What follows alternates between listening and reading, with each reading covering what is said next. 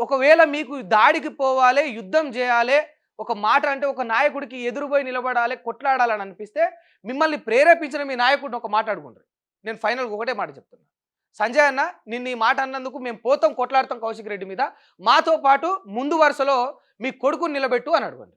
ఇక్కడ కౌశిక్ రెడ్డి ఉన్నాడా, ఇంకోటి ఉన్నాడా, ఇంకోటి కాదు. ఎవరున్నా సరే.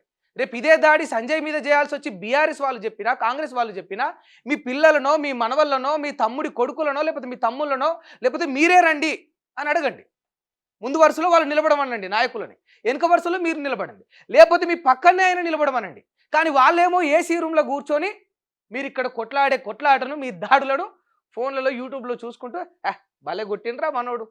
ఆ కారు చూడు ఎట్లా బలగొట్టిండో అని వాళ్ళు కామెడీ చేసుకుంటా, టైమ్ పాస్ చేసుకుంటా, ఛాయ్ తాగుతూ, చిల్ అవుతూ కాలక్షేపం చేస్తా ఉన్నారు. మీరేమో కొట్లాడుతూ, తలలు పగలగొట్టుకుంటూ, దాడులు చేస్తూ, కేసులలో, జైళ్లలో ఇరుక్కొని నానా అవస్థలు పడతా ఉన్నారు.